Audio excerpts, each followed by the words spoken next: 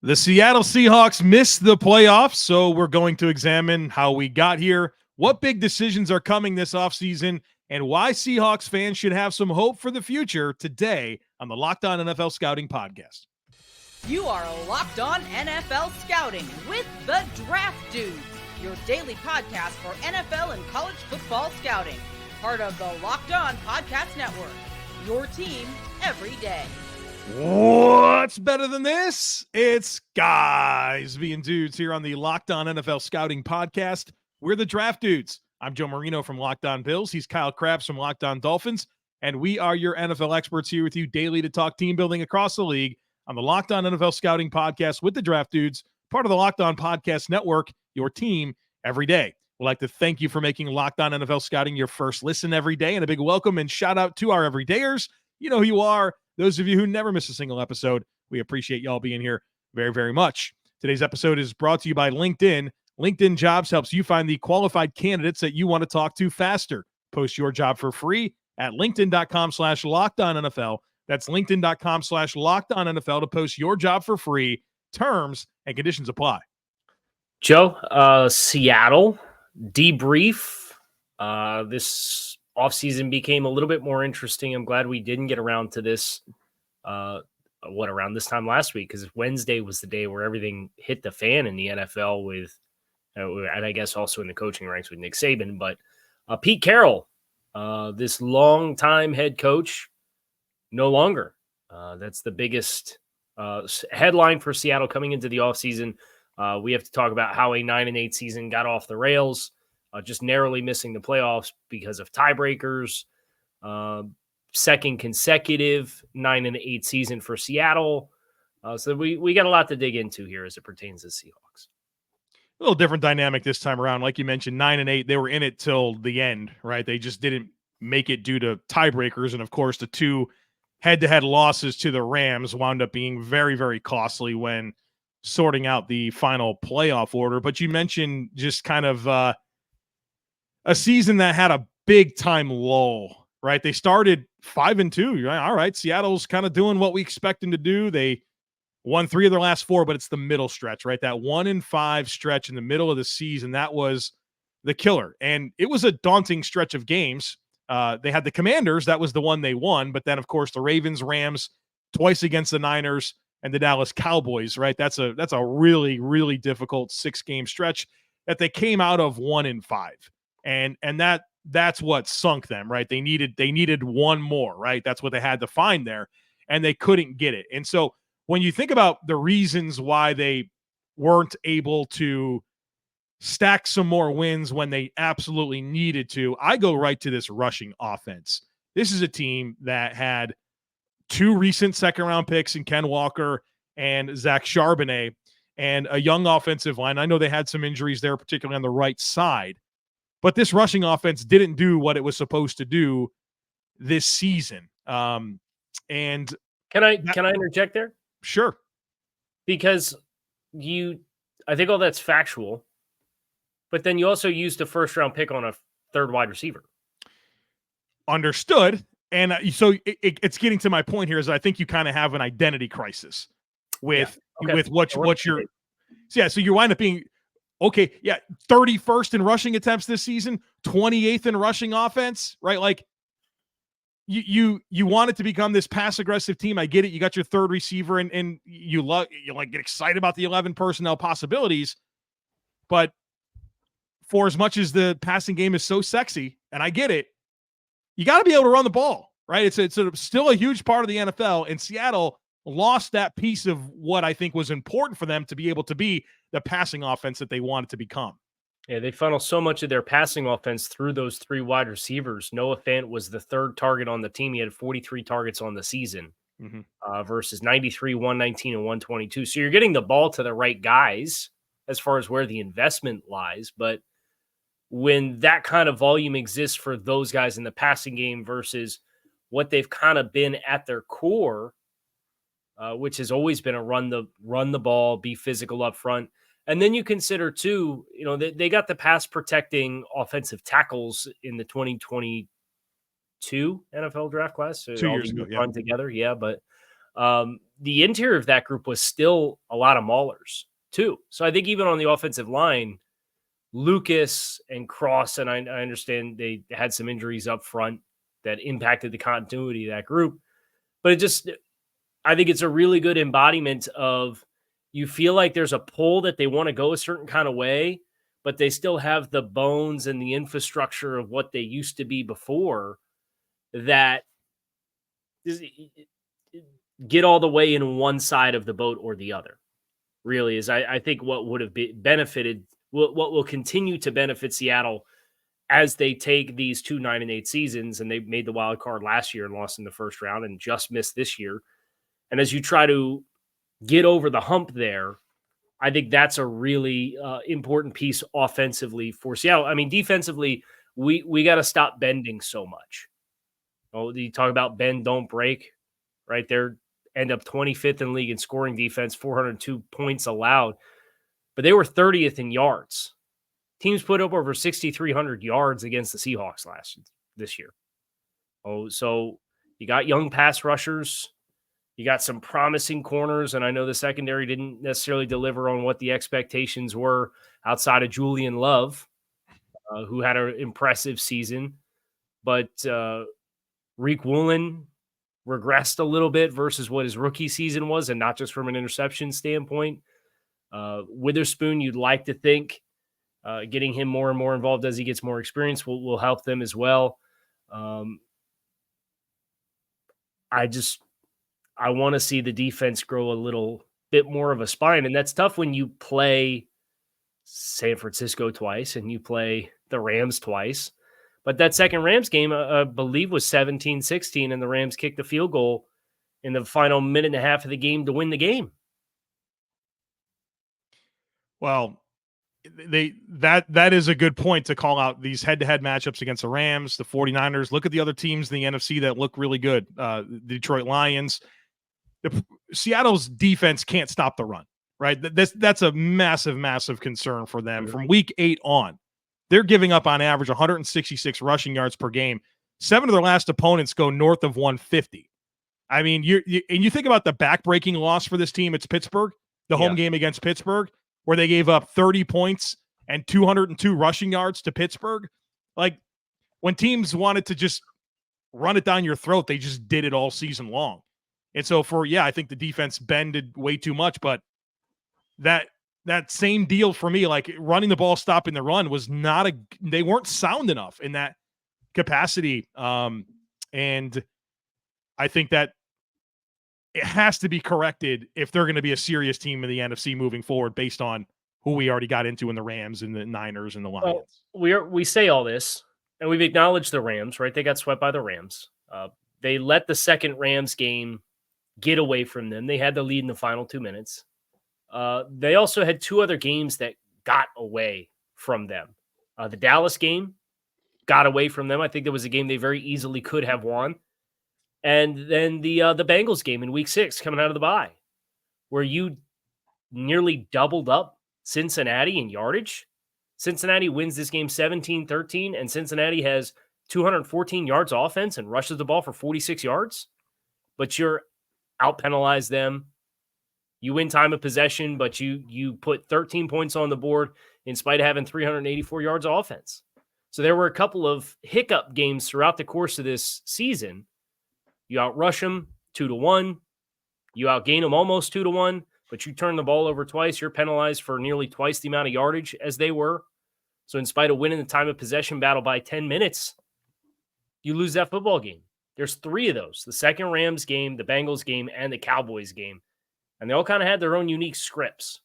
And I think that's a tough pill to swallow for Seattle fans who do think about this season. And on any given week, you could think Seattle could show up and give you a really difficult game or beat you, and in spite of what that middle of the season stretch was where they played the really good teams and didn't win them. Just a little too inconsistent. And it ends up biting them. And Geno Smith was a big part of that with 2 interceptions and 4 sacks taken, and passer rating under 70 in that game against Cincinnati is just one example. Yeah, those late red zone possessions really stand out from that Cincinnati game. All right, the Seahawks need a head coach. They got a bunch of stuff to figure out this offseason. We're going to break that all down for you here in just a moment, so be sure to stick with us. But when you're hiring for your small business, you want to be certain that you have as many top-tier candidates as possible to interview. That's why you have to check out LinkedIn Jobs. LinkedIn Jobs has the tools to help you find the right professionals for your team faster and for free. LinkedIn isn't just another job board. LinkedIn has a vast network of more than 1 billion professionals, which makes it the best place to hire. And hiring is easy when you have that many quality candidates. So easy, in fact, that 86% of small businesses get a qualified candidate within 24 hours. LinkedIn knows that small businesses are wearing so many hats and might not have the time or resources to hire. Well, thankfully with LinkedIn, the process is intuitive, quick, and easy.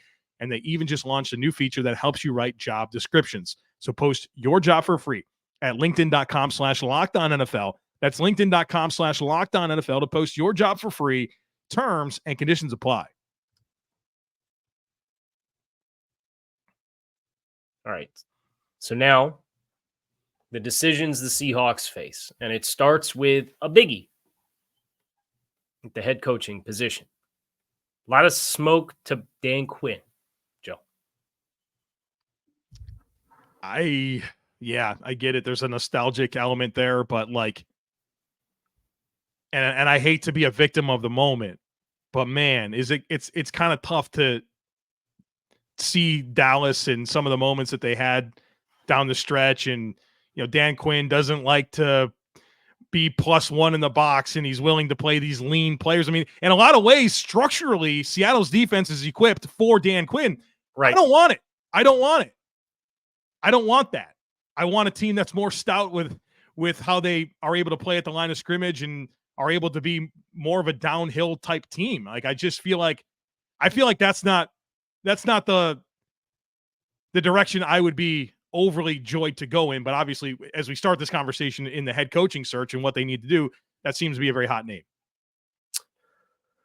So if you're looking for the bright side, there's the fact that, as you said, there's plenty of overlap with how the defensive roster is constructed and how it would work with Dan Quinn. When you think about kind of the versatility of the safeties, you think about the big long corners. Yeah. You think about the rotational group up front. You think about giving up a lot of yards on the ground. Like all of those things exist already in Seattle. I think the one nice thing about Dan Quinn is he's a former head coach, so he's experienced with the role. He's got really good connections. He's worked with the Shanahan tree, so you'd like to think there's going to be an opportunity there if they want to tap into that red-hot style of offense that they can. But it will probably result in some transitional stuff up front or some transitional stuff on the offensive side of the football. Do you have direction in I guess, teaser? We have some very unique content coming your way next week, but is there a direction that you like here? Is there a name? I'm not tipping my hand. Oh, all right. Well, another tease there. So touche, Kyle Crabbs. But as far as the rest of where Seattle has to go, once they make a decision, I think that will help them dictate some of their personnel decisions because they have some looming decisions to make as far as player retention and bringing players back as well. Take us on the journey, man. There's a lot to get into here with their cap position, tons of expiring contracts. Well, yeah, I'll start with expiring contracts. Please do. And this is in order of snaps that were taken by the player this year, percentage of snaps. Bobby Wagner, 34-year-old, former All-Pro inside linebacker. Did the 1-year stint in L.A., went back to Seattle, expiring contract, 98% of snaps. Evan Brown, starting center, 91% of snaps, 28 years old, powerful player, expiring contract, 91% of snaps. Damian Lewis, the starting left guard, between 88 and 89% of snaps this season offensively, 27 years old, another powerful player. Leonard Wiliams, they acquired at the trade deadline. That one hurts when you think about how this season ended and the move that was made and how aggressive they were. 76% of snaps played this season, 30 years old, expiring contract. Jordyn Brooks, the other starting linebacker, 67% of snaps, expiring contract. Noah Fant and Colby Parkinson, the two tight ends. You add them up combined, they had 55 and 47% of snaps taken. They're 27 and 25 years old, respectively. Expiring contracts. Phil Hayes took 42% of snaps this season. Left guard, another expiring contract. Michael Jackson is a restricted free agent, so they'll be able to bring him back if they want to. Same goes for Darrell Taylor. Mario Edwards, expiring contract. Now you're kind of into like utility offensive lineman Jay Curhan, 26 years old. I'd expect he has a market because he has positional flexibility. Drew Lockett, quarterback, who got a little bit of run this year when Geno Smith got hurt. And that's most of the big names, unless you wanted to invoke like Jason Peters, but no. He's 42 years old and didn't get a lot of run this year. Those are your expiring contracts. Not a small list. I think you can maybe ask yourself some questions about how many of these guys you really want to bring back and commit cap dollars to. But at the end of the day, like you went through it, there's a lot of snaps here, guys that have filled big roles for you that are not under contract, and they either need a new contract or you need a new direction at that position. To me, the hot name, like, I don't know, your entire interior offensive line is up. It's Leonard Wiliams, right? Like, he's still a high-impact defensive lineman that you just gave meaningful draft capital to acquire. Surely you didn't do that for whatever half season you were able to get out of him. And you wonder, with Pete no longer being the coach, right, there's kind of like the USC component. It felt like Leonard Wiliams was really excited to go there. What does that look like for him? Without Pete Carrol as the head coach, I don't know, but that would be the one that if there's a player that I'm prioritizing here, to me, it's Leonard Wiliams. And I would want some of those players back, but I don't know that there's a whole lot of bullets I'm going to be sweating here on the caliber of player and potentially the cost to retain them. Right. Then you get to their cap space. They're scheduled to be in the red, about $5 million, but they can pull some leverage here and get clear of that. I think the challenging thing is they already have a number of guys that have like significant prorated bonus dollars. Yep. You think about Tyler Lockett. He's already got 50%, almost 50% of his cap hit next year is already money that's already been paid out that's been deferred from previous seasons. Yeah. Think about DK Metcalf. He is almost 50% split between his salary next year and the prorated money that he's already been paid out that's been kicked out from previous seasons. Quandre Diggs is in 8 figures of prorated dollars as well. He actually has a 50-50 split of salary versus money already paid. So if you continue to restructure those guys and kick this out even further, it really puts you in an ugly spot for 2025 and beyond, where I'd be a little bit leery. And that has nothing to mention with the Jamal Adams contract, which I would cut post June 1st and clear $60 million in space.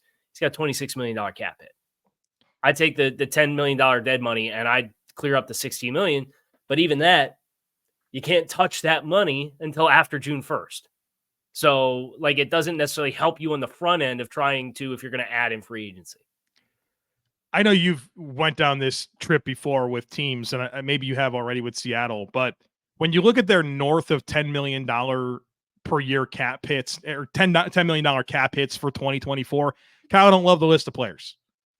Geno Smith, $31 million cap hit. Tyler Lockett, $27.8 million. Jamal Adams, $26.9 million. DK Metcalf, like this one, $24.5 million. Quandre Diggs, $20.1.2. I like Quandre Diggs, he's a good player, but he's 31 years old. Yeah. That's a big number.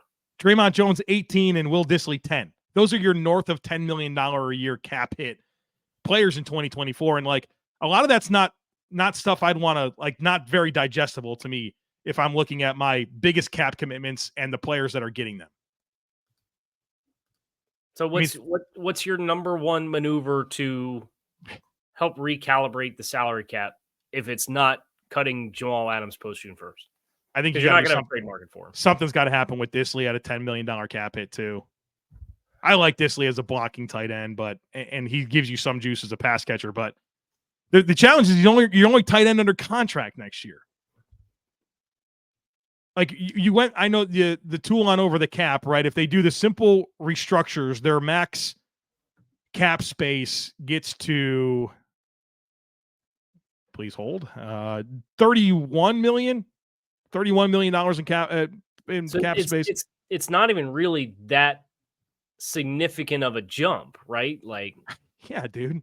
It gives you enough to get, if you want to bring back Noah Fant, Jordyn Brooks, and Damian Lewis and Evan Brown, like you can get those guys back, but like what else are you going to do with that dollar amount? It feels like you're in a position where you're going to be running back the same core and same nucleus of the team that just went 9-8 the last 2 seasons, and your ability to add on that is kind of limited. So new coach, I'd probably be pretty receptive to doing something a little bit more drastic this season for Seattle and having a foundational year. Totally agree. All right, we're going to talk about why Seahawks fans should be optimistic, so stick with us. But the NFL playoffs are here, and there's still plenty of time to get in on the action over at FanDuel, America's #1 sportsbook, because right now, new customers can get $150 in bonus bets guaranteed when you simply place a $5 bet. That's $150 in bonus bets, win or lose. The app is awesome, easy to navigate, and so many different ways you can bet, like a live same game parlay. That's really fun. You're watching a game and you start to feel like you're getting a feel for the flow. Put down a live same game parlay. You can find bets in the new Explore tab. You can also make a parlay in the Parlay Hub, the best way to find the most popular parlays and more. So visit FanDuel.com/lockedon and make your first bet a layup. FanDuel, official partner of the NFL. Folks, I know we come to sports to escape from some of the crazy realities of life, but can we talk about being prepared for real life for just a moment? According to the FDA, pharmacies are running out of antibiotics right in the middle of the worst flu season in over a decade, and that's pretty scary. Can't imagine a more helpless feeling than if one of my loved ones got sick while a supply chain issue kept them from the life-saving medication that they needed. Well, thankfully, we'll be okay because of Jase Medical. They offer the Jase case, which is a pack of 5 different antibiotics to treat a long list of bacterial illnesses, including UTIs, respiratory infections, skin infections, and more. And look, this stuff can happen to any of us. So be sure to visit jasemedical.com, then complete your physician encounter. That will then be reviewed by a board-certified physician, and your medications will be dispensed by a licensed pharmacy at a fraction of their regular cost. It's never been more important to be prepared than today. Go to jasemedical.com and use code LOCKEDON to get $20 off your order. Before we do the poem, can I ask you one thing? Yeesh. So we've kind of talked through a little bit of an identity pull for Seattle offensively. We talked about how we need to recalibrate your salary cap to some degree. Would you entertain trading Tyler Lockett? Yeah, I would. I think that's, as I'm sitting here and I'm digesting our conversation and I'm reflecting on their salary cap and their positioning and the players that they have, with Jaxon Smith-Njigba now coming into his second season, I think about a $26.895 million cap hit for Tyler Lockett in each of the next 2 seasons. Yes, he's 32 years old, but he has 2 years of control for $30 million in total cash owed to him, plus some incentives. A team looking to acquire a good NFL wide receiver, it's a pretty digestible number. That's 50% of the top of the market. Yeah, I think you look at the Brandon Cooks trade last year with Houston and Dallas as maybe a blueprint. It was a 5 and a 6 for Brandon Cooks, and I think something like that. I know that's maybe not going to make Seahawks fans super excited. I know it's blasphemy because of who Lockett's been for Seattle. Yeah, he's been an awesome player for them, but these are kind of hard decisions I think Seattle's probably got to sit down and have an honest conversation about. Fight on, my men. I am hurt, but I am not slain. I'll lay me down and bleed a while, and then I'll rise and fight again. We're going to talk about our reasons for optimism for the Seattle Seahawks moving forward. And I'll start with a weird one because Pete Carroll was tremendous for them for so long. You look at that stretch from 2012 to 2020. Those were the years, man. Those were the years. If you're a Seattle fan, get to the Super Bowl, you're double-digit wins every season, you're winning the division all the time. But then the last 3 years have happened: 7-10, 9-8, 9-8. And I think a lot about the last few years of Seattle Seahawks football. And there was this effort it was like Brian Schottenheimer, we got to get back to who we were, right? Running the ball. And then we already kind of talked about it. You hire Shane Waldron, 11 personnel, you're going to throw it, right? And Geno Smith's your quarterback. And I think Geno's done a lot in 2 seasons at Seattle and certainly some really impressive game-winning drives and stuff this past year. But maybe it was time. And they can recalibrate, and it's hard to reinvent yourself so many different times with the same head coach. And maybe that's where, like, I think you celebrate Pete Carroll for sure, but also maybe it just was time and you can finally have a new direction after 3 very mediocre seasons. I'll look at their opponents as a team playing a third place schedule. Ooh. And, that's certainly something. Their AFC extra opponent is the Denver Broncos from the AFC West. That's nice. You play the AFC East next year, and you get the 2 best teams at home having to travel to Seattle based off of this year's standings, with Buffalo and Miami having to go to your place next year for a West Coast trip. That's a nice kind of feather in your cap for your schedule purposes. Yeah. You're in the NFC, you get the extra home game in general this year versus the AFC conference. So you have 9 home games versus 8 road games. The other half of playing the AFC East is you got 2 teams in transition with the New York Jets and or I guess they're not in transition, but who knows what that's going to be. And then the hype train will be real. Let's just face it, but we'll talk about the Jets some other time. You get the Falcons with a new coach and no quarterback. You get Chicago potentially with a rookie quarterback, and you get the Cardinals in year 2, but they are going to have a lot of youth and inexperience. You can play them twice. So you also have Minnesota, who is Kirk Cousins going to be there? He's a free agent. He's coming off an Achilles injury. They kind of fell apart down the stretch. There's some parts of this schedule that I think you could point to and say, hey, you got a lot that's going to set you up to be able to take care of your business and be in a pretty good position just based off the schedule next year with how it broke as a winning season that ends up with a third place schedule. Yeah. I like that. That the path is going to be important. And they had a pretty tough schedule this year in terms of strength of schedule. And obviously that stretch and how it laid out for them was not very favorable. And to come through that 9-8, I think that does tell a pretty good story. And you're in it all the way to week 18. You just didn't have the tiebreakers. They do have talent, right? Like, this isn't a team that's devoid of talent.